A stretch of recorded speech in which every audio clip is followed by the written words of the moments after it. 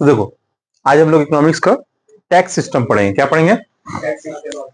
India में कैसे tax लगता है, कहां पे लगता है और किस तरीके से लगता है।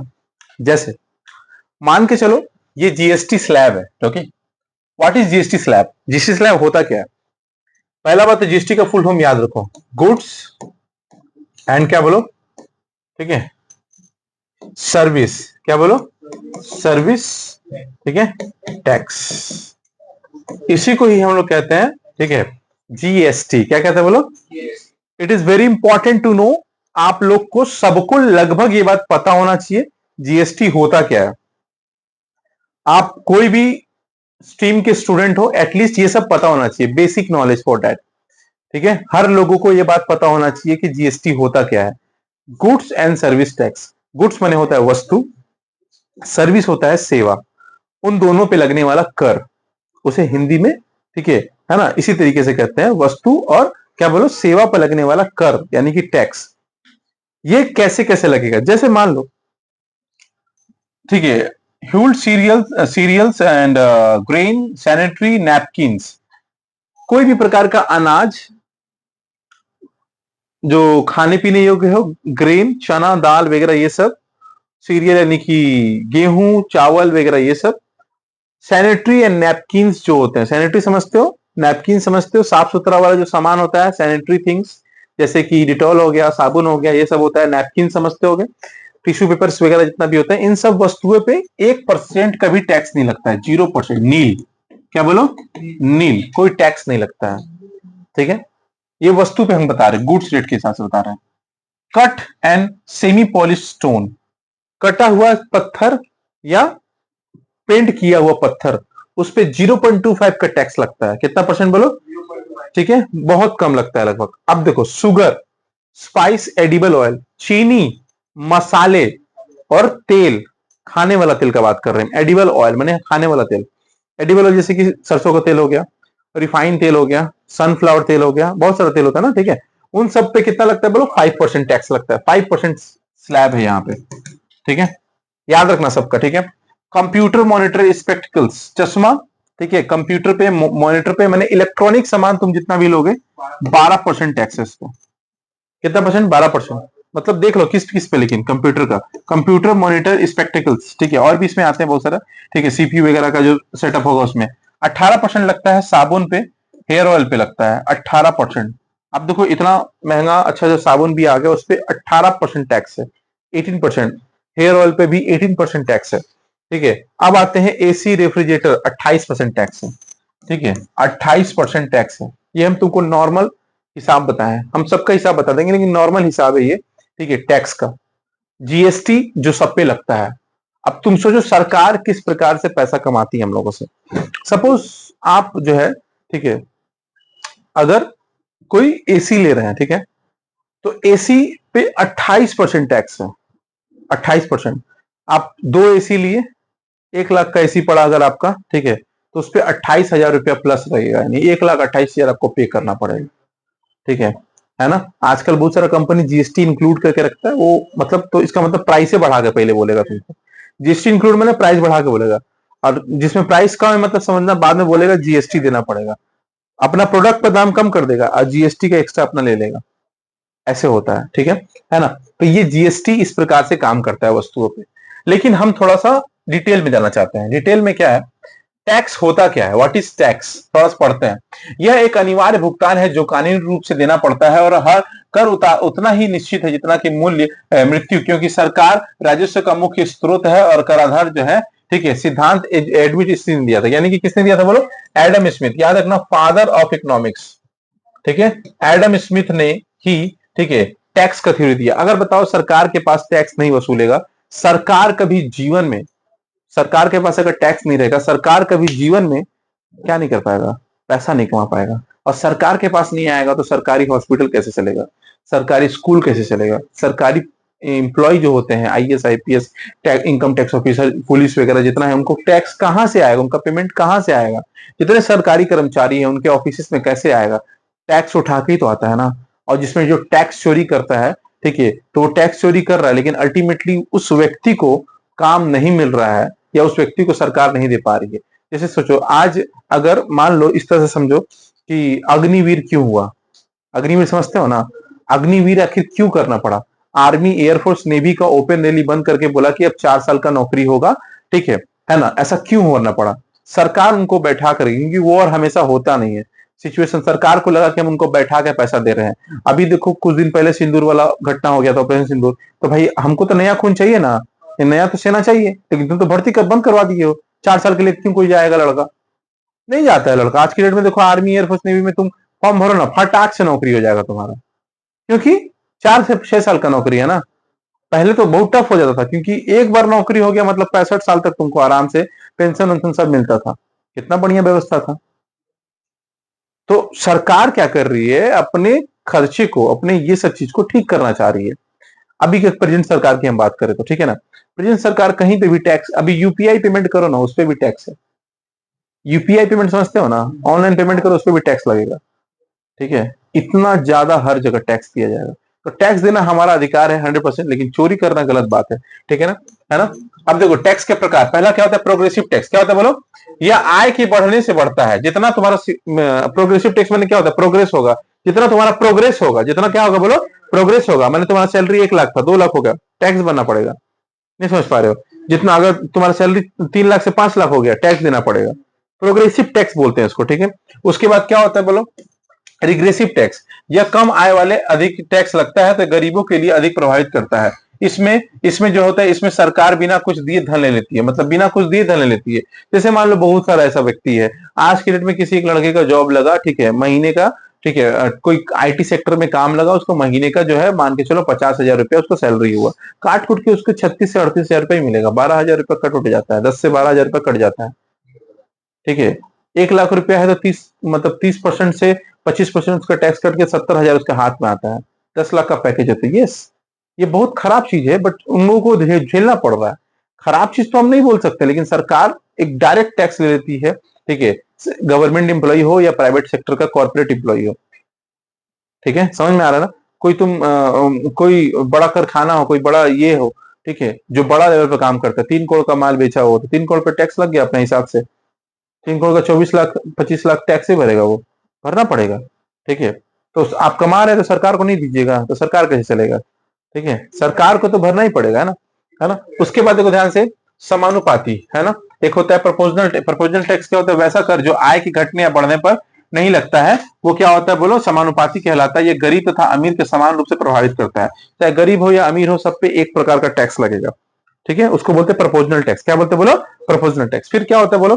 ठीक है, डिग्रेसिव टैक्स। डिग्रेसिव टैक्स क्या होता है बोलो? डिग्रेसिव टैक्स के हिसाब से यह कर आय बढ़ने के प्रारंभ में ही होता है। ठीक है ना? ये मतलब जैसे तुम्हारा मान लो अगर टैक्स बढ़ गया, तो इनकम बढ़ने के से प्रारंभ में बढ़ता है। ठीक है, किंतु एक निश्चित सीमा तक जाकर के रुक जाता है, फिर प्रारंभ में प्रगतिशील गुण के बाद संवाद में समानुपाती हो जाता है। मतलब देखो ध्यान से, क्या होता है कि अमेरिका वगैरह में ज्यादा करके इस तरह से होता है। अमेरिका का सिस्टम अलग एक है।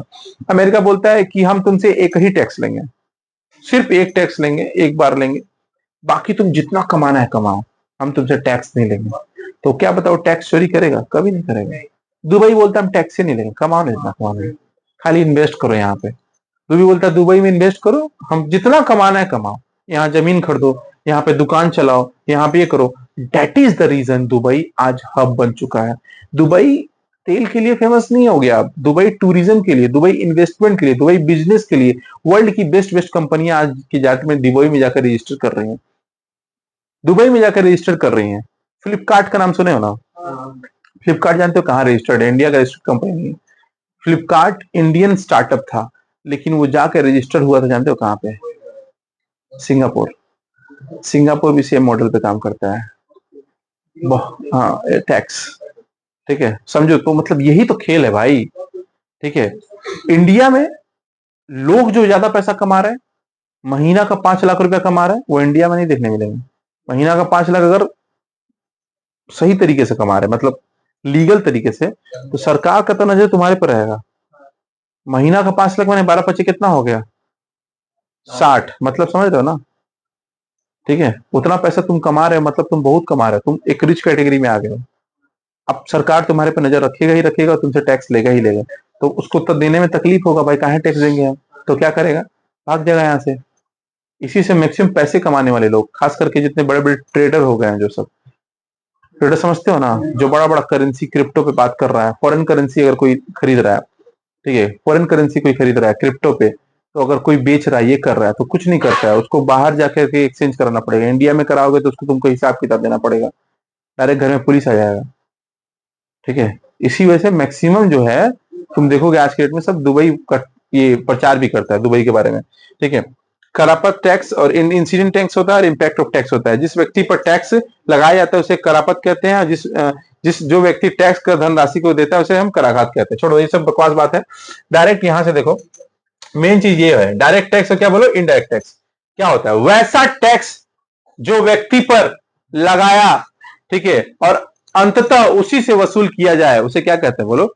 Direct tax. क्या कहते हैं बोलो? डायरेक्ट टैक्स व्यक्ति पर लगाया जाता है और इस टैक्स को 2% लोग ही देते हैं। कितना परसेंट? ये व्यक्ति पे लगता है, तुम पे लगेगा। हाँ, यानी कि हर कंपनी पे नहीं लगेगा, इंसान पे लगेगा। जैसे क्या होता है समझाते हैं। अमिताभ बच्चन, शाहरुख खान, ठीक है, अक्षय कुमार, हीरो हीरोइन जितना भी बड़ा बड़ा है, ये लोग 2% में आता है। एक बात बताओ, अक्षय कुमार पैसा कमा रहा है, वो अपने कमा रहा है ना, किसका? कंपनी कमा रहा है, बट खुद कमा रहा है। वो 60 करोड़ फीस ले रहा है, ऋतिक रोशन 60 करोड़ फीस ले रहा है वॉर 2 में, वो खुद कमा रहा है ना, तो उसको 60 करोड़ का टैक्स भरना पड़ेगा। ठीक है, नहीं समझ पा रहे हो? उन लोग का अपना एक स्लैब होता है, ठीक है, उस स्लैब से उन लोग को देना पड़ता होगा। ठीक है ना? 2-3 करोड़ तो देना ही पड़ेगा। ठीक है ना? एज अ टैक्स तो देना ही पड़ेगा उसको। ठीक है, तो कहने का मतलब, अगर कंपनी है, कंपनी का टैक्स अलग है, लेकिन इंटरटेनमेंट टैक्स बोलेंगे उसको, इंटरटेनमेंट टैक्स बोलते हैं। ठीक है, तुम इंडिया का सबसे अमीर आदमी है, जैसे अंबानी जी, तो अंबानी जी अपना टैक्स भरते होंगे, और रिलायंस का भी टैक्स भरते होंगे। अभी समझाते हैं तुमको। जैसे मान लो तुम्हारा सरकारी नौकरी लग गया, तो तुम सरकारी नौकरी में महीना का 60 से 70 हजार रुपया कमा रहे हो। ठीक है ना? तो जब महीना का तुम 60-70 हजार रुपया कमा रहे हो, तो अल्टीमेटली तुमको तो टैक्स भरना पड़ेगा नहीं भरना पड़ेगा? ठीक है, तो सरकार तुमसे टैक्स लेगा, तुम्हारा टीडीएस कटेगा। ठीक है, जैसे हम अपना कोचिंग का टैक्स भरते हैं, इसी साल भरे हैं। ठीक है, तो हम कोचिंग का भर रहे हैं टैक्स। ठीक है ना? कोचिंग का हम अपना टैक्स भर रहे हैं, तो हम अपना नहीं भर रहे हैं, कोचिंग का भर रहे हैं, क्योंकि एज अ बिजनेस को दिखा करके, एजुकेशन बिजनेस दिखा करके इसको हम भर रहे हैं टैक्स। ठीक है, आईटीआर फाइल बना करके टैक्स भरे। मेरा ट्रेड लाइसेंस हम बनाए पूरा प्रॉपर तरीके से, कि ट्रेड है कि नहीं है, किस ट्रेड में हम काम कर रहे हैं। ठीक है, क्योंकि एक तरीके से आप मान लीजिए, जब हर चीज ऑनलाइन करिएगा, तो सरकार के तो नजर में आप है ना, ऑफलाइन में 2 बच्चा पढ़ाना वो अलग चीज होता है। ठीक है ना? उसमें कोई टैक्स नहीं लेगा। लेकिन जब ऑनलाइन आप पढ़ा रहे हैं, आप अपना ऐप लॉन्च किए हैं, प्ले स्टोर पे हम टैक्स फाइन मैंने उसका पेमेंट, सब्सक्रिप्शन है, पेमेंट करते हैं। प्ले स्टोर हर परसेंट पे चार्ज, हर कोर्स पे, हर वीडियो पे जो है, अगर मैंने सॉरी हर कोर्स सेल होगा उस पर टैक्स करेगा। ठीक है, जैसे तुम मान लो फोन पे से रिचार्ज करो अपना फोन पे, तो 2 रुपया के 3 रुपया काटता है। ठीक है, वो क्या है? प्लेटफॉर्म चार्ज बोलते हैं उसको। तो प्ले स्टोर क्या है? प्लेटफॉर्म है। उस प्लेटफॉर्म पे अपना कोर्स लॉन्च किए हैं, उस कोर्स को बेच रहे हैं, तो वो नहीं कमाएगा? समझ रहे हो ना बोला क्या चाह रहे हैं? ये होता है। ठीक है, मान लो हम तुमको बता रहे, अगर कोई कोर्स का नाम 199 रखे है ना, तो उसमें मान के चलो 120 रुपया ही आता होगा पॉकेट में, बाकी टैक्स कट जाता है। पेमेंट गेटवे है वो लेता होगा। ठीक है, पेमेंट गेटवे है वो लेता होगा, क्या बोलते हैं उसको, सर्वर जो बनाया है ऐप वाला वो लेता होगा, प्ले स्टोर जो बनाया है प्ले स्टोर अपना काटता होगा। इस तरह से टैक्स काटता है, अकाउंट में इतना ही आता है। ठीक है, हाँ, कट कट जाता है लगभग। ठीक है, उसके बाद देखो इनडायरेक्ट टैक्स होता है। क्या होता है बोलो? Indirect tax. यह क्या होता है? जिस व्यक्ति पर लगाया जाता है वो व्यक्ति उसका भुगतान नहीं करता है, बल्कि दूसरा व्यक्ति उसका भुगतान करता है, और ये वस्तुओं पर लगाया जाता है। किस पे लगाया जाता है बोलो? जैसे बोले ना, किस पे बोलो? जीएसटी। क्या बोलो? देखो कौन कौन सा, बिक्री टैक्स, सेल टैक्स, सीमा टैक्स, ठीक है, वाहन टैक्स माने गाड़ी का टैक्स, ठीक है, जीएसटी टैक्स, मनोरंजन टैक्स, इंटरटेनमेंट टैक्स। अब समझाते हैं तुमको। मान लो शाहरुख खान का फिल्म आया, ठीक है, किंग फिल्म आने वाला है ना उसका, ठीक है ना, या केजीएफ आया मान लो, ठीक है, तो रॉकी भाई पैसा भरेगा? यस, पैसा भरे नहीं, केजीएफ का जो प्रोडक्शन हाउस है, होम वाले फिल्म्स, वो लोग टैक्स भरेगा। समझ पा रहे हैं बोलना कैसा है ना? ठीक है, तो वो क्या डायरेक्ट भरा? वो व्यक्ति भरा क्या? नहीं, दूसरा कोई भरा, इनडायरेक्ट टैक्स। तुम वस्तु खरीदो, तुम गए मार्केट से 5 रुपया का एक ठो लेस खरीदे, तो तुम टैक्स भरे क्या? लेकिन भरे इनडायरेक्टली। ठीक है, तुमने खरीदा 5 रुपया का, तो जो लेस कंपनी है वो उस लेस कंपनी बनाया होगा 2 रुपया में, ठीक है। उसको मार्केटिंग किया होगा 1 रुपया में, ठीक है ना। उसका प्रचार करके एडवर्टीजमेंट करके अपना लाया होगा 50 पैसा में, और 50 पैसा तो टैक्स भरा ही होगा, 1 रुपया उसका प्रॉफिट होता होगा, ठीक है। ऐसे होता है, ठीक है। ये होता है टैक्स भरना, इनडायरेक्ट टैक्स। तुम गए मूवी देखने गए ना, मूवी देखने गए तुम, ठीक है। 200 रुपया टिकट है मूवी का दाम। तो जो सिनेमा हॉल वाला है, ठीक है, वो उस पे परसेंटेज रहेगा। 20 रुपया मान लो उस फिल्म के कंपनी वाले को देगा, 20 रुपये सरकार को देगा, 20 रुपये स्टेट, सेंट्रल गवर्नमेंट अलग लेगा, स्टेट गवर्नमेंट अलग लिखता है। अभी देखो आगे आएंगे आएंगे अभी हम लोग। सेंट्रल गवर्नमेंट अलग लिखता है, ठीक है, स्टेट गवर्नमेंट अलग लेता है।